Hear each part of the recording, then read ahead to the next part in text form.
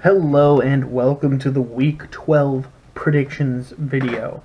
I got a lot on the slate. There's 22 games here, so I got a lot to jump into here. There is one pretty early on that you're going to get a really strong opinion from me, as always. So without further ado, let's jump right in. First on the slate is number 25, Boise State at New Mexico. I got Boise State winning this one, pushing themselves a little higher in that rankings potentially, but I just don't think New Mexico's got enough to hang with them, so I'm going Boise State on the road. And here's the one that has the strong opinion from me. On the list is Citadel at number 1, Alabama. Now, Alabama's going to win this game. There's no argument there. My problem is that when you are the caliber of team as Alabama, you should not be scheduling non-Division I opponents. I mean, the Citadel, it just bugs me because you got Alabama here who could put any other Division I opponent from like a non-Power 5 conference, and it's essentially the same thing as playing the Citadel for them. So why? Why would you do this? It just bugs me because it feels like a cheap out. I mean, and it bugs me because it feels like a cheap out, and Alabama doesn't need them. Next on the list is number 10, Ohio State at Maryland. I got Ohio State winning this one. However, keep an eye on this game. Maryland has been known to pull some surprises recently, so they're not a bad team, but I think Oklahoma's got this one, or Ohio State's got this one. Sorry. Next is Idaho at number 13, Florida. Now, I got Florida winning this one. This is a non-Division I opponent. But the difference between this one and the Citadel for Alabama is that Idaho, I believe, was a Division I opponent when this game was scheduled. So I'm willing to give a little leniency on that. Still, you got another ranked SEC team playing a non-Division I opponent. It's just kind of, eh. Next is number 14, Penn State at Rutgers. I got Penn State winning this game. I think they're going to go on the road here. Rutgers really hasn't had much to speak of all season. So next is Middle Tennessee at number 17, Kentucky. I got Kentucky bouncing back. I think they had a hangover letdown game last week against Tennessee, but I think Kentucky bounces back at home here and gets the win over Middle Tennessee. Next is Arkansas at number 21, Mississippi State. Now, I got Mississippi State winning this one.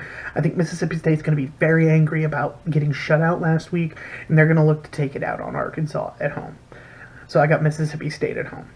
Next is number 22, Northwestern at Minnesota. I got Northwestern winning this game on the road here. Minnesota's a good opponent, but I think Northwestern is on an uptick right now. They just clinched their spot in the Big Ten championship game. They're going to look to get to the best position they can going into that game. And next is number 19, Utah at Colorado. I got Utah winning this game. Colorado had a great start to the season, started 5-0, and has since then not won a single game. They have gone 5-0 and then 0-5. And I think Utah is going to get the win here and make them go 0-6 coming into the final game of the season for them. Next is number 23, Utah State at Colorado State. This one is a much different matchup. While I think the Utah-Colorado game could be very close, Utah State's going to win this one pretty easily over Colorado State. Next is number 12, Syracuse at number 3, Notre Dame. I got Notre Dame winning this one at home. However, Syracuse is going to make it close. And if I'm remembering correctly, it's not a true home game for Notre Dame. It's listed so, but it's one of their, at a neutral location. I think they're playing this one up in the Meadowlands, so it's technically a home game for Syracuse.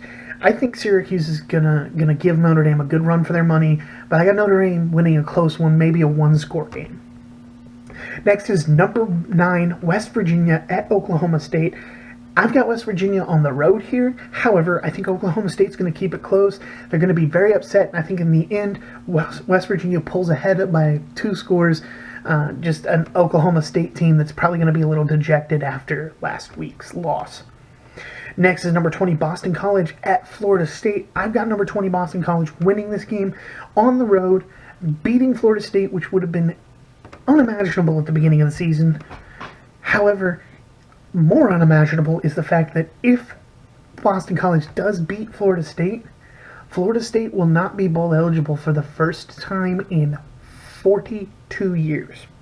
which is tied longest streak with Notre Dame and one other school, I forget which. But if Florida State were to become bowl eligible this season, they would own the record and not be tied. However, I just don't see that happening. I got Boston College on the road.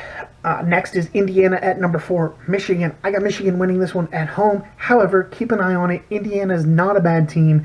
They'll probably keep it close, I think, through 3 quarters, but in the 4th quarter, Michigan pulls ahead. Next is UMass at number 5, Georgia. I've got Georgia winning this one at home. I just don't think UMass is even going to keep up. Next is Oregon State at number 18, Washington. I got Washington winning this one at home.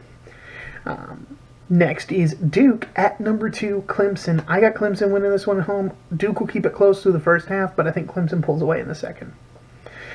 Next is Kansas at number 6, Oklahoma. I got Oklahoma winning this one at home. I just don't think Kansas is going to keep up. Rice at number 7, LSU. It's LSU hands down in my book. Next is number 24, Cincinnati at number 11, UCF. I got UCF winning this one at home, keeping their undefeated streak alive. I believe that would put them at 23 consecutive wins and put them in a position where they pretty much they're still going to have to fight to get to the end of the season undefeated, but they could be in a position where it benefits them like heavily. They're pretty much a win here would guarantee them the bowl spot, if nothing else, for the non-Power 5, I mean. So next on the list is number 16, Iowa State at number 15, Texas. I got Texas winning this game at home. However, Iowa State is a really good team, and I think they'll keep it really close. Texas is, I think it's going to be a last-minute field goal or last-minute touchdown. Texas comes ahead at the end. And last but not least on the list, I have Arizona at number 8, Washington State. I've got Washington State winning this one at home, keeping their hopes alive, and moving Mike Leach one step closer to potentially a playoff spot if chaos were to ensue this weekend or next weekend, or even in the conference championship weekend. Alright, so that is it for my Week 12 predictions. Thank you guys for tuning in. If you like what I'm doing, don't forget to hit that like and subscribe button. And if there's anything you guys want to hear from me in the future or anything you want to say, don't forget to leave a comment in the comments below. And I'll see you guys after the weekend for the Week 12 recap.